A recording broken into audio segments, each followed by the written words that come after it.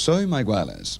Por años, el presidente egipcio Gamal Abdel Nasser asumió el papel de líder del mundo árabe, prometiendo la destrucción de Israel y la liberación de la tierra que pertenecía a los árabes.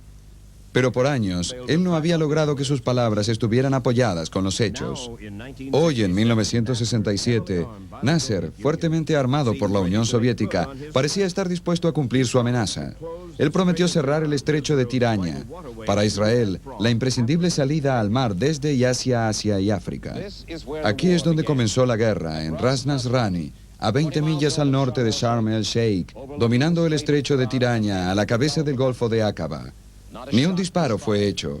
En cambio, el 22 de mayo, Gamal Abdel Nasser declaró que buques israelíes y embarques extranjeros para Israel no podrían seguir utilizando el estrecho.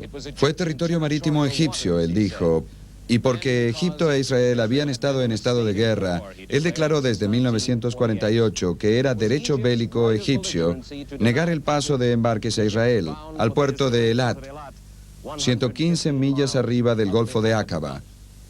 Para Israel, el bloqueo fue un acto de guerra, un atentado a la estrangulación de su economía. ¿Existe alguna pregunta de que este hecho es un acto de agresión, un acto de guerra en contra de Israel, mucho más grande y mucho más importante que cualquier disparo hecho? Para respaldar sus amenazas, Nasser colocó 100.000 soldados y 1.000 tanques en la frontera egipcia con Israel. El resto del mundo árabe participó en la captura, en la locura repentina de preparar una guerra bendita.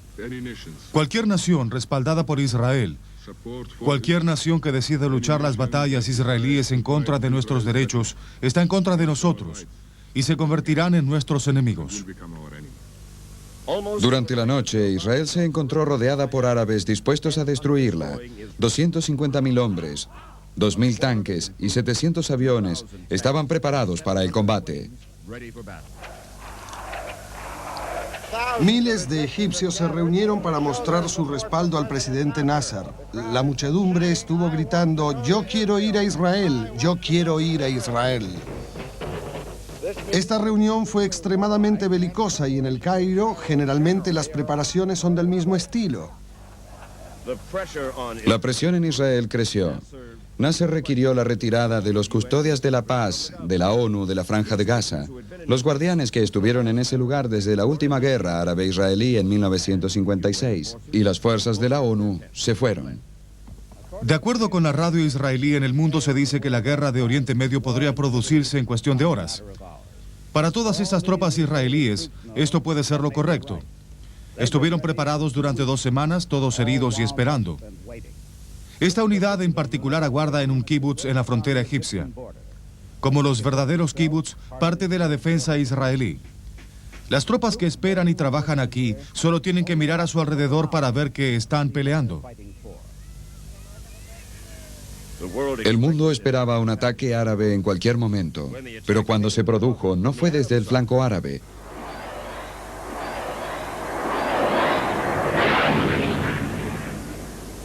Los ataques sorpresivos fueron realizados por la Fuerza Aérea Israelí, pero las consecuencias se establecieron en las primeras horas del primer día de la Guerra de los 6 días. A primera luz del día, la Fuerza Aérea Israelí atacó desabasteciendo a las fuerzas aéreas de Egipto, Jordania, Siria e Irak también. Destruyeron 374 aviones enemigos y posiblemente otros 34 hayan caído también. 374 aviones y 34 posibles. Sí, eso recién llegó a mí desde una conferencia. ¿Qué noticias hay de la Fuerza Terrestre de Jordania? ¿Se presentaron en grandes números? ¿Tú lo sabes? El único ataque de infantería tuvo lugar en contra de la posición nacional en Jerusalén durante todo el día, entre medio de la participación judía de Jerusalén y la de Jordania.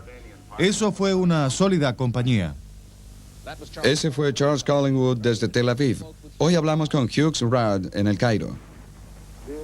El comando egipcio dice que esta mañana Israel inició 3 ataques atravesando Egipto, pero fueron retrocedidos desde todos los puntos.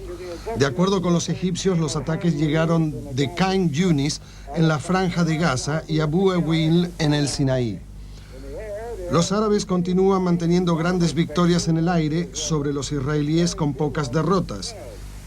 El Cairo permaneció relativamente calmo esta noche, a pesar de los 6 ataques aéreos durante el día.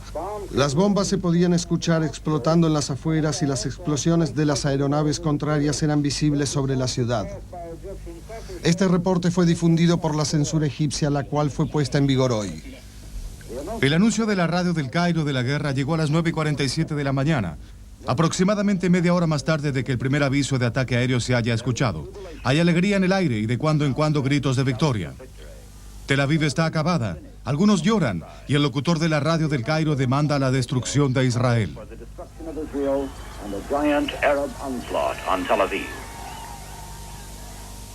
Los reportes de los egipcios sobre las victorias fueron dados al presidente Nasser por sus comendadores, muchos de aquel día, hasta que uno de sus oficiales finalmente llega con la verdad. He venido a comunicarle que no tenemos más fuerza aérea. El día 5 de junio a las 4:30 p.m., el presidente Nasser se enteró de que la Fuerza Aérea Israelí, equipada con aviones de guerra franceses Mirage y Mystère, había destruido eficazmente la mayor parte de la Fuerza Aérea Árabe en tierra. El hombre encargado de los extraordinarios ataques era el general Mordecai Hod, de 41 años de edad. Fue una terrible combinación de capital americano, equipo francés y pilotos de la Fuerza Aérea Israelí. Nosotros nos concentramos solamente en los aviones, en 2 tipos de aviones, el MiG-215 y el bombardero, los cuales yo tenía que estar seguro darían el primero de los golpes. Para los pilotos, sus instrucciones eran volar a poca altura y despacio. No, nosotros volamos muy bajo, lo más rápido posible con el cargamento externo que tenemos y muy tranquilos.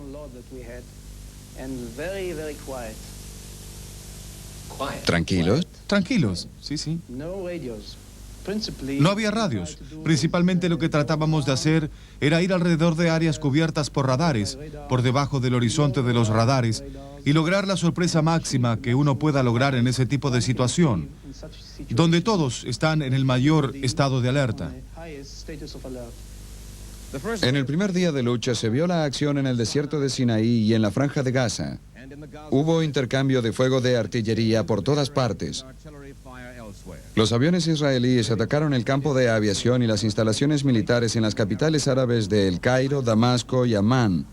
Los cañones árabes atacaron a Sharm el Sheikh en la cabeza del Golfo de Aqaba. Estamos en el desierto de Sinaí, dentro del límite egipcio. A pocas millas de aquí se encuentra una batalla en proceso de vehículos blindados contra otros vehículos blindados.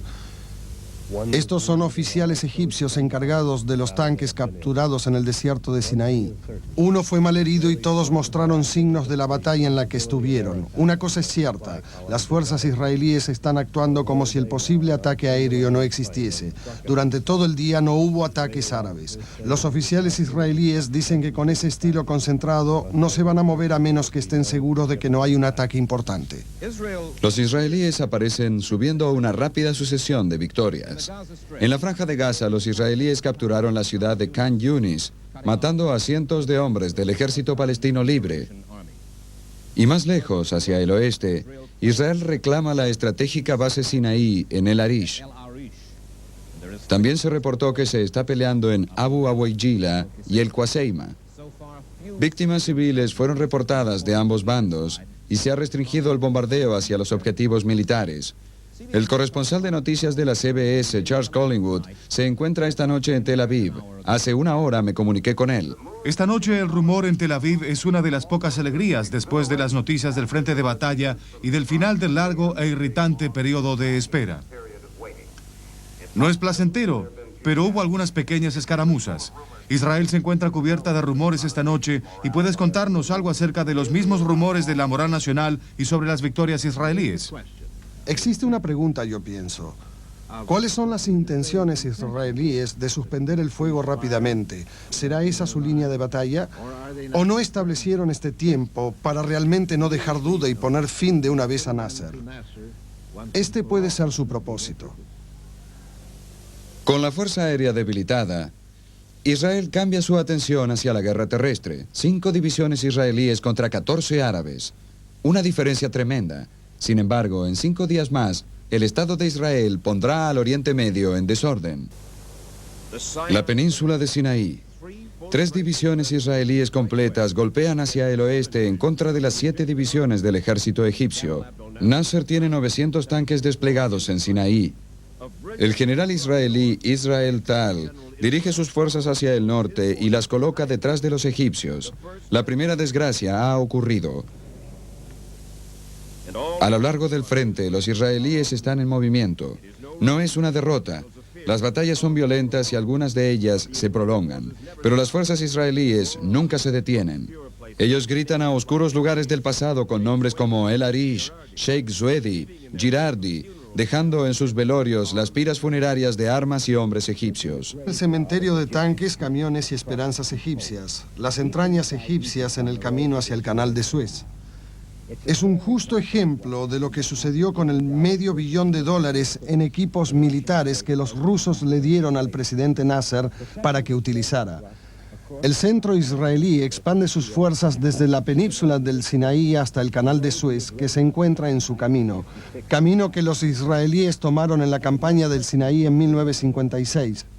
Los desechos personales de la guerra y la muerte corrompidos bajo el sol en el desierto a través del cual los chicos bíblicos de Israel vagan por 40 años. El general Abraham Yoffi tenía 54 años en 1967 y comandaba la división de tanques en el Sinaí. Yo estaba tratando de escapar, podríamos decir, penetrando en medio de las dunas, donde no mucha gente pensó que una división blindada pudiera atravesar.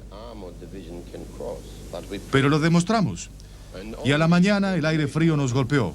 Ellos huyeron y nosotros comenzamos a seguirlos. Corríamos detrás de ellos. Esto es algo muy importante. No perder contacto con el enemigo. Eso hicimos día y noche. Usted sabe, los árabes pueden perder una guerra. 2 guerras, aún no. Nada les sucedió a ellos. No mucho, pero no podemos perder una vez. Tomé muchos prisioneros y después me di cuenta que estaba falto de provisiones como agua y comida. Les dije que se volvieran a sus casas, porque no podía quedarme con tantos. Los prisioneros no lo podían creer con sus propios ojos. Me agradecieron y siguieron caminando. Las fuerzas terrestres israelíes invadieron por completo la península de Sinaí, incluyendo Sharm el Sheikh, y el miércoles 7 de junio avanzaron hasta el canal de Suez. Nasser, sabiendo que estaba vencido, accedió a la suspensión del fuego. Mientras tanto, 15 millas costa afuera, los aviones israelíes y sus buques torpederos chocaron contra el barco americano de comunicación, Liberty, causando graves daños. 34 norteamericanos murieron y muchos otros resultaron heridos. El gobierno israelí llamó al bombardeo un accidente. Los Estados Unidos aceptaron la explicación israelí para no empeorar las cosas. El buque Liberty sigue siendo un ataúd flotante hasta que llegue aquí, al puerto de Malta, encabezado por el dique de Carena. El Liberty aún sigue ocultándose en silencio. Periodistas no se permiten a bordo, los marineros a bordo no tienen permiso de hablar con periodistas. Pero el mayor misterio es el misterio de por qué los israelíes atacaron el buque 15 millas afuera de Sinaí, sin advertencia, sin reto. Como las fuerzas israelíes barrieron a través del Sinaí, la acción también comenzó en contra de Jordania, y las fuerzas de Jordania se inclinaron hacia el sector israelí de Jerusalén con armas de fuego. Al principio los israelíes tenían la esperanza de que el fuego fuera solamente un gesto del rey Hussein para mostrar una obligación hacia Nasser. La guerra de Jerusalén fue de una crueldad fuera de toda proporción estratégica. Fue impuesta por la simbólica importancia de esta sagrada ciudad. Benditos judíos, musulmanes y también cristianos. Allí se encuentra Jerusalén, detrás de aquellas paredes, al otro lado del valle. Una brigada de paracaidistas israelíes que estaba en posición de saltar sobre Sinaí fue enviada aquí. Su comandante, el coronel Mordecai Gur, en aquel tiempo de 37 años, dio la orden: ocupen la antigua ciudad. Yo mandé a mi gente con el comandante de otra compañía, algunos oficiales y soldados, a colocar la bandera en el muro de los lamentos. Por años y años, todos nuestros oficiales y soldados deseaban otra vez estar un día en la antigua ciudad de Jerusalén. Estar en Jerusalén para pelear en Jerusalén y morir era la esperanza y el deseo. La gente de Jerusalén, afectada firmemente por 3 días de guerra, emergieron un miércoles de sus refugios para conocer la hora de su victoria. Dentro de la antigua ciudad, la emoción corre al momento. Cada soldado israelí que pudo construir para el Muro de los Lamentos, el lugar más sagrado del pueblo judío, del cual hoy los judíos han impedido su entrada por casi 20 años. Pero en la antigua Jerusalén, no todas las tropas israelíes tienen tiempo para rezar. Continúa habiendo francotiradores por descubrir y prisioneros por encerrar. En cualquier guerra por Jerusalén, es inevitable la enorme importancia para aquellos sitios santos. Son importantes para mucha gente de diferentes religiones. Las fuerzas israelíes evidentemente tomaron grandes ciudades y por lo tanto algunos riesgos para proteger los sitios santos. Toda esta gente ha escuchado las noticias sobre las impresionantes victorias israelíes en Sinaí y en otras partes. Para ellos, la gran victoria de la guerra árabe-israelí de 1967 será siempre la victoria de Jerusalén. A pesar de la emoción por la victoria de Jerusalén, la clave del éxito militar contra Jordania fue la brigada blindada del coronel Uri Ben Ari, que despejó el este de Tel Aviv y se movió directamente hacia Jericó. Eso fue todo para Jordania. La margen oeste del río Jordán estaba en manos israelíes. Nuestras Fuerzas Armadas pelearon una heroica batalla.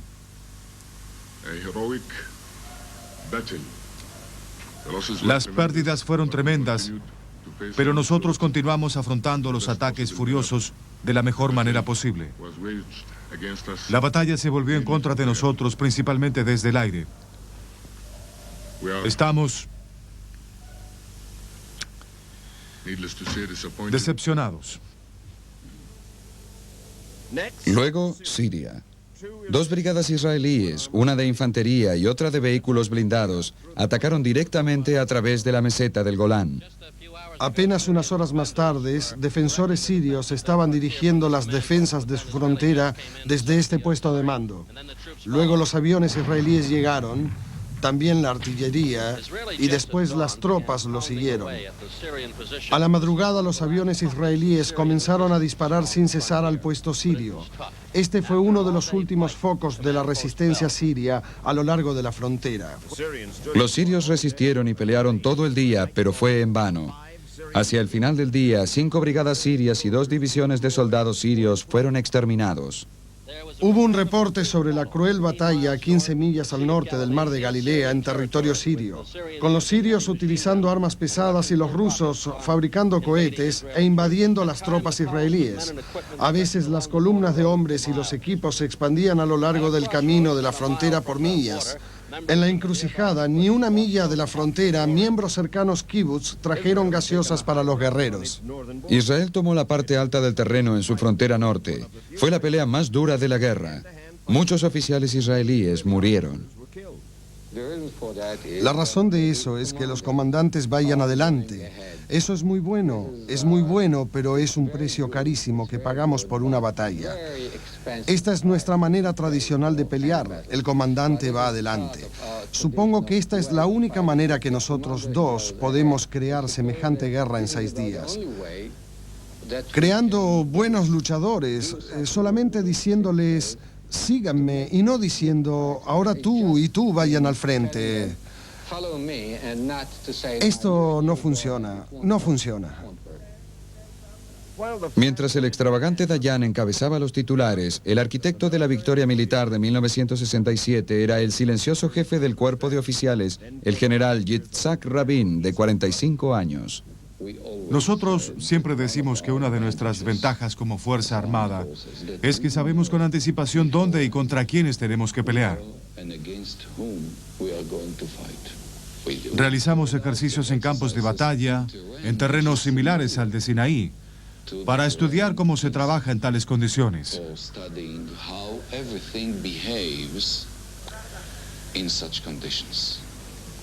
Nosotros hemos aprendido muy bien con anticipación su sistema de defensa.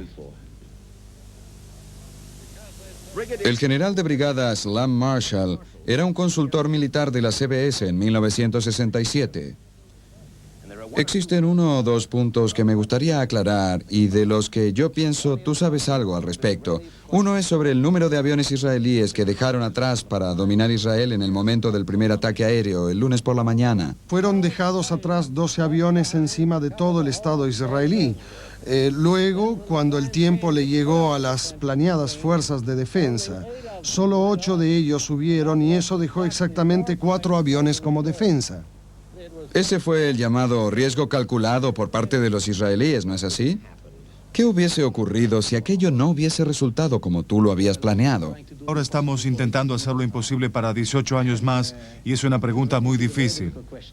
Puedo decir una cosa, nosotros instalamos todo lo que teníamos y algo más, lo cual pienso solo existe en este país, lo que nosotros llamamos ninguna alternativa.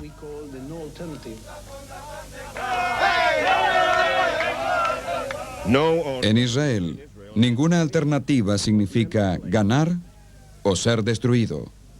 La asombrosa victoria de Israel cambió el balance de poder de Oriente Medio de un día para el otro. Fue una grave derrota para la Unión Soviética que apoyaba a los vencidos árabes. Y nunca más Israel o los israelíes serían percibidos como débiles o indefensos. 9 años más tarde, la experiencia y la audacia de su fuerza militar aparecerían otra vez en un ataque grandioso que se conoció como el rescate en Entebbe. El rescate en Entebbe fue llamado uno de los más audaces rescates del siglo XX. Verano de 1976.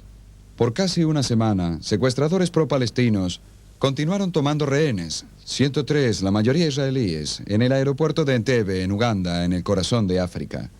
La muerte de los rehenes parecía casi segura. Sin embargo, su punto de reunión con los desconocidos comenzó pacíficamente. Domingo, 27 de junio, aeropuerto Ben Gurion, Tel Aviv, Israel. Vuelo 139 de Air France hacia París. La tercera parte de los pasajeros son israelíes en camino a sus vacaciones en Europa y América.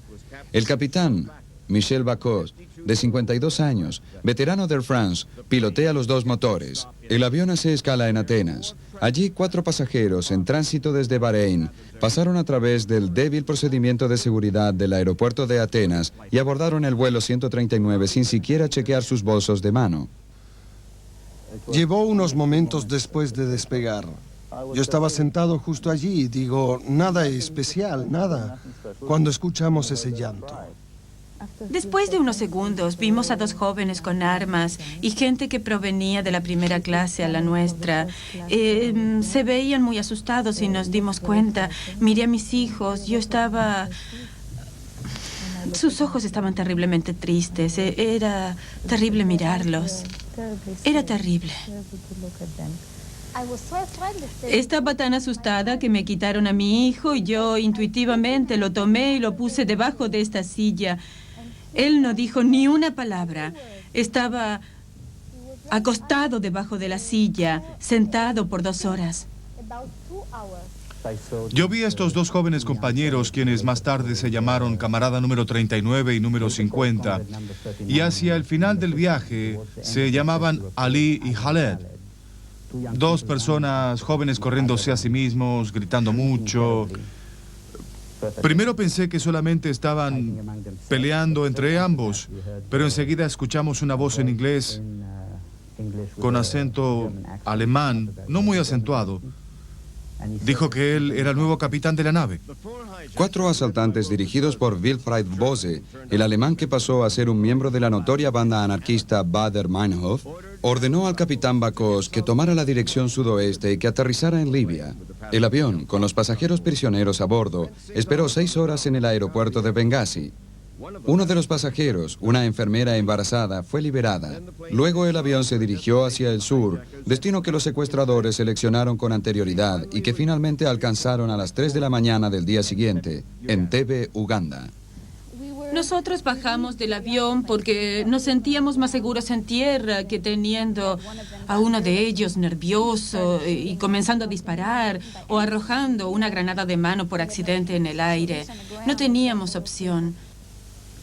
Pasamos justo entre una línea de soldados de Uganda apuntando sus armas hacia nosotros Y terminamos dentro de este edificio, el cual vimos que solía estar ligeramente sucio y polvoriento.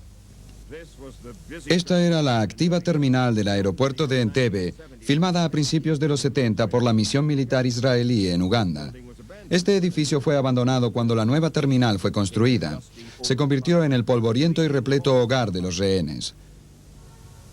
El lunes, en Israel, continuaba la incógnita de lo que los secuestradores deseaban. Pero el ministro de Defensa, Shimon Peres, comenzó a pensar desde el punto de vista de la reacción militar. Nosotros intentamos analizar el minuto en que nos enteramos que ellos planearon aterrizar en Entebbe. ¿Cuál será la posible reacción de los secuestradores y la posible reacción de Idi Amin? De repente, Idi Amin era el centro de atención del mundo, una posición que él nunca buscó evitar. Con un ego grande como su cuerpo, Amin gobernó Uganda desde 1971, un dictador aplaudido por algunos africanos y ridiculizado por otros. Desde 1967 hasta 1972, los israelíes abastecieron a Uganda con aeronaves y armamentos, y sus fuerzas armadas fueron entrenadas. Cuando los israelíes le pidieron a Amin que devolviera los aviones Phantom, él dijo que los necesitaba para atacar a la vecina Tanzania. Su luna de miel con Israel finalizó abruptamente. Ahora Amin adoptó la causa palestina con el mismo entusiasmo con que alguna vez apoyó a Israel. Él intentó darnos la impresión de que estaba jugando de intermediario, que fue atrapado en esto, en el medio de los secuestradores y de los gobernantes. Él intentaba negociar para nuestras vidas. Nosotros sabíamos muy bien que él era parte de todo esto, que nosotros no podíamos estar en el primer lugar. ¿Por qué estaba tan seguro de que él era parte de esto? Porque había tropas de Uganda esperando para protegernos. Algunas veces era muy duro abstenerse de reír, aún bajo esas circunstancias. Cada vez que nos visitaba, él tenía una especie de equipo de caza tirolés, con unas pequeñas plumas pegadas al sombrero, el cual más tarde se voló por la hélice del helicóptero. El tercer día era realmente para llamar la atención. Tenía un traje de faena camuflado, pero elegantemente presionado y doblado. El martes, 2 días después de la penosa experiencia, los secuestradores realizaron nuevas demandas y colocaron un nuevo límite de tiempo. Ellos querían la liberación de 53 convictos palestinos y terroristas pro-palestinos de 4 países en 2 días. 40 de ellos estaban detenidos en Israel. La mayoría estaban dentro de la prisión de Ramle. Oficiales israelíes insistían en que Israel no cambiaría su política de largos años de rehusarse a tratar con los terroristas. Más tarde, ese mismo martes, sucedió algo que aterrorizó a los rehenes israelíes de Entebbe. Fueron separados de otros rehenes y situados en una habitación pequeña y contigua que, según los terroristas, estaba revestida con explosivos. Pero ese anuncio les preocupaba menos que el hecho de estar separados. Cuando ellos comenzaron a llamar por el pasaporte a gente con nombres israelíes, fue terrible. Y Realmente fue nuestro peor momento porque, por supuesto, todos recordaban, si uno mismo estaba viviendo ese momento o si había leído sobre esto, de todas las elecciones que se hacían en los campos de exterminio entre judíos y no judíos, y después entre hombres y mujeres, y por último selecciones entre quienes van a morir y quienes van a vivir. después del límite de tiempo, la gente estaba asustada de que ellos comenzaran a ejecutar rehenes. Parecía no haber otra manera. Cuando envié las invitaciones a los ministros para atender la reunión el martes, le exigió al Ministerio de Defensa que el jefe del staff fuera traído. Me habían dicho que había cierta dificultad para traerlo porque él se iba a Sinaí para atender cierto ejercicio. Yo dije, lo quiero aquí lo antes posible.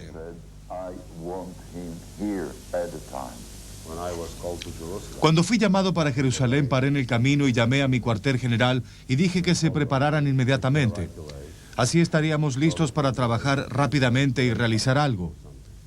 En el camino a Jerusalén, tenía varios planes en mi cabeza. Cuando en Jerusalén me preguntaron, di inmediatamente una respuesta positiva de lo que militarmente se podía hacer en ese momento. Yo no podía ignorar que el jueves podría haber una matanza. Debido a eso, el miércoles por la noche y el jueves a la mañana hablé con el jefe del staff y le pregunté, ¿usted tiene, aunque sea una leve esperanza de que el jueves será capaz de llevar a cabo una acción militar?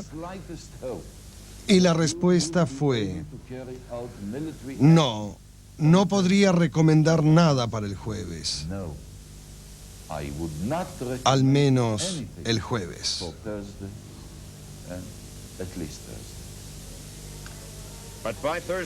Para el jueves, la opinión pública de Israel estaba poniéndose en contra del gobierno, que se negaba a negociar para liberar a los rehenes.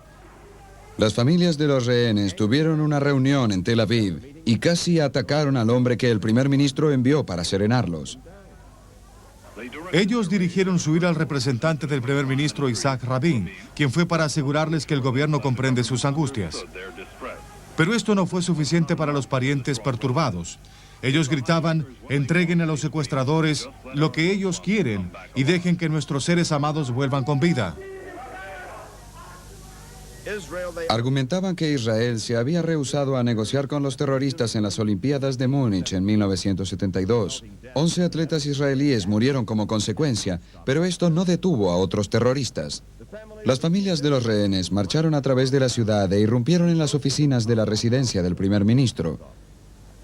Mientras forcejeaban para verlo, el primer ministro ya había tomado una dolorosa resolución.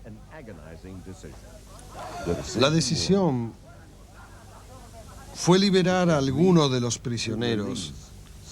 Cierto número de los prisioneros por la liberación de todos los rehenes. Yo subrayé todos los rehenes que estuvieron en el aeropuerto de Entebbe.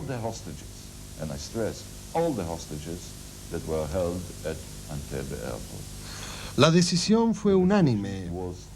Pedí a cada uno de los miembros del gabinete que levantasen sus manos, a favor y en contra. Todos en esta sala levantaron sus manos a favor. Mientras tanto, en Uganda, los secuestradores tomaron la decisión de liberar a algunos de sus prisioneros. Buenas noches. 47 rehenes son liberados hoy y abordaron el avión de Air France secuestrado el domingo pasado por los captores pro-palestinos. Uno de los rehenes, que estaba muy enfermo, voló hacia la ciudad de París. Estos son los afortunados. Ellos salieron. 46 personas, la mayoría mujeres, niños y ancianos, arribaron sanos y salvos de la pesadilla del avión secuestrado en el vuelo de Air France. Los secuestradores comenzaron a liberar a los rehenes de avanzada edad, a los enfermos, no israelíes, para presionar sobre el gobierno de Rabin para que aceptara sus demandas. Tuvo el efecto contrario. Los rehenes liberados reportaron que la sala donde habían estado encerrados no estaba cubierta por explosivos y que la seguridad terrorista parecía poco firme. Los israelíes se inclinaron hacia el golpe militar para liberar a los rehenes restantes, pero ellos continuaban conservando su pretensión de negociar.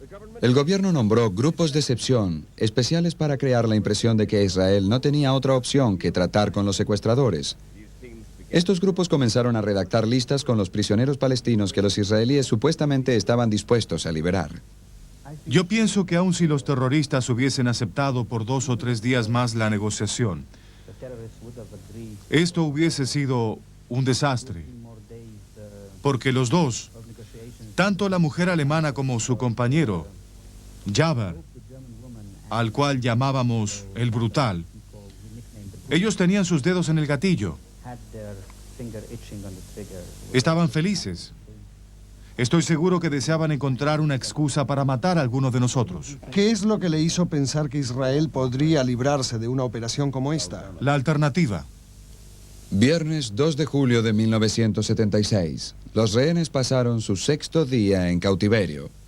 El grupo de excepción israelí anunció que iba a liberar a algunos de los prisioneros a cambio de todos los rehenes. Entonces los secuestradores cambiaron el plazo para el domingo.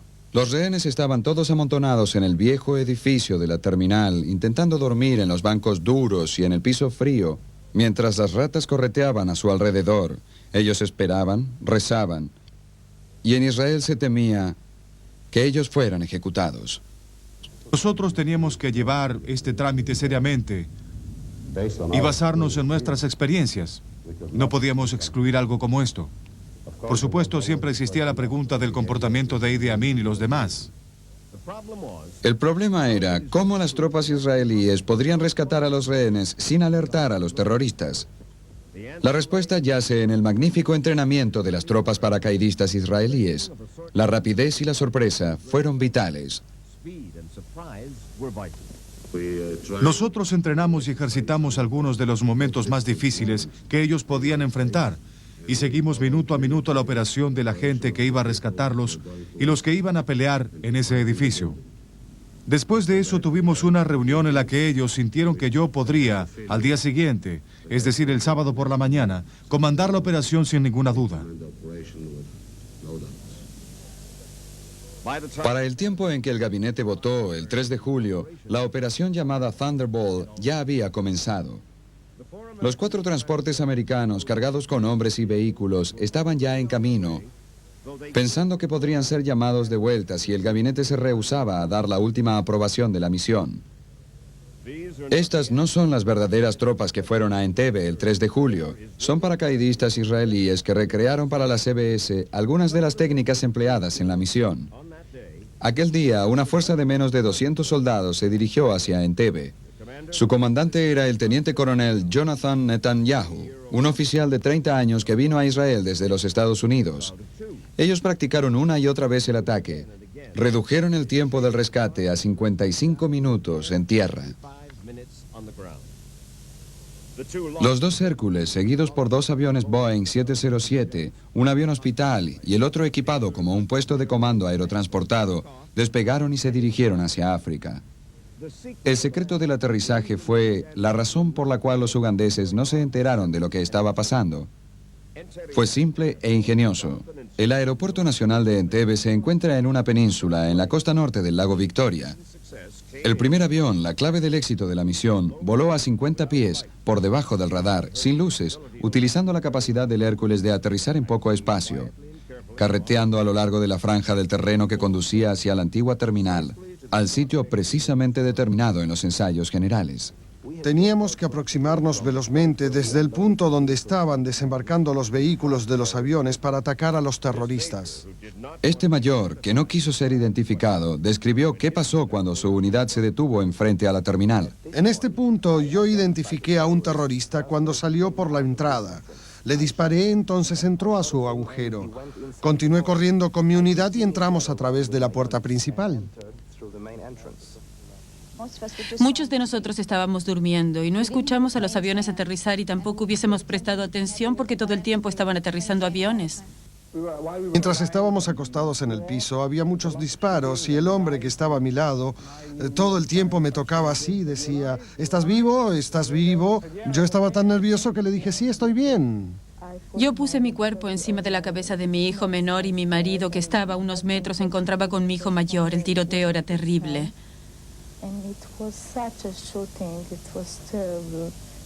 Desde el momento que nuestros soldados entraron, gritaron en hebreo que todos se acuesten. Desgraciadamente, algunos de ellos no obedecieron demasiado porque quizás, debido a la excitación, ellos se pararon en el medio del cambio de fuego y así fue como ellos fueron alcanzados por las balas. Simultáneamente con mi acción dentro de la terminal, con los rehenes, otra unidad penetró en el cuarto e identificó a 3 terroristas. Los soldados de la unidad les dispararon. El general Dan Shonron era el comandante de la misión. Después de eliminar a los terroristas, teníamos que crear una situación en la cual el área estuviera relativamente tranquila. Ese fue el momento justo cuando alrededor de 20 ugandeses, quizás algunos más, fueron aniquilados. Inmediatamente después de que matamos a los terroristas y que las unidades me notificaron que habían finalizado el trabajo en la terminal, yo intenté sacar a los rehenes de allí. Yo vi a un soldado, era un hombre muy pequeño. Él tenía un arma que era más grande que él. y nos hablaba en hebreo y dijo, ¿están todos bien? Y dijimos, sí, estamos bien. Entonces dijo, vinimos a llevarlos a su casa. Y yo dije, ¿a casa? ¿Estás loco? ¿Cómo podía ser? Después me di cuenta que ellos seguían disparando afuera. Los disparos provenían de la torre de control hacia las fuerzas que aún seguían en el cuadrado del área. Uno de sus mejores hombres murió. ¿Cómo fue? Él estaba comandando las fuerzas que tomaron el edificio con los rehenes. Estaba parado muy cerca de la puerta principal y fue herido desde la torre de control. La bala se introdujo por su espalda y lo mató casi instantáneamente. Yo envié una unidad de mi fuerza para tomar la torre de control y silenciarla. Inmediatamente después de eso, yo informé al avión que podía acercarse e informamos a los rehenes que podían empezar a moverse después de nosotros en dirección al avión. Nosotros nos dirigimos hacia la salida y nos dijeron, ahora nosotros los vamos a llevar a un avión que los llevará de regreso a vuestras casas. Sigo sin creer que íbamos a lograrlo. Yo dije, ¿cómo puede despegar aquí en Uganda? Y los soldados, ellos nos calmaron, fueron maravillosos.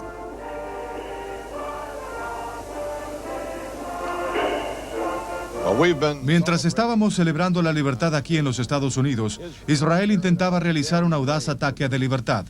Tropas excelentes fueron dirigidas 2.300 millas hacia Uganda por un ataque en el aeropuerto de Entebbe para rescatar a rehenes que estuvieron encerrados durante una semana por los secuestradores del avión de Air France. El reporte fue vía satélite desde Tel Aviv por Don Bloom.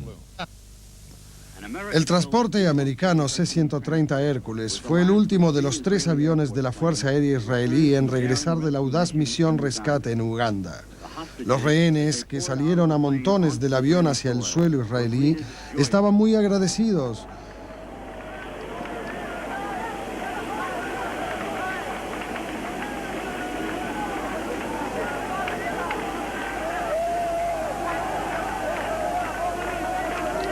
La experiencia penosa de sus 6 días como prisioneros de los secuestradores palestinos por fin terminó.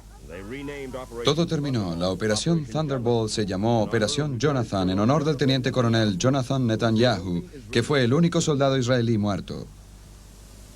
3 rehenes murieron en el ataque y una mujer que había sido llevada con anterioridad a un hospital fue aparentemente asesinada por los ugandeses. El regreso de los rehenes desencadenó una onda de reconciliación nacional que no se había visto desde los días de la Guerra de los 6 días en Israel, 9 años atrás.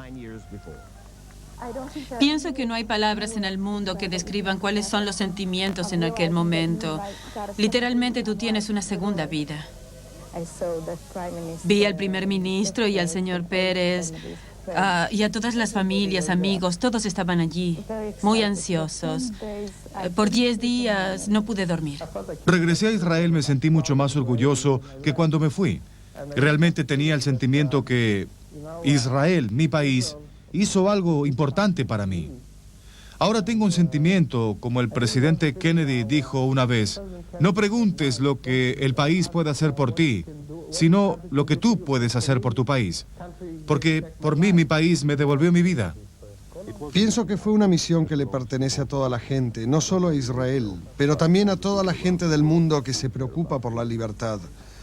Esta fue una operación. Nosotros, de alguna manera, tuvimos el privilegio de llevarla a cabo.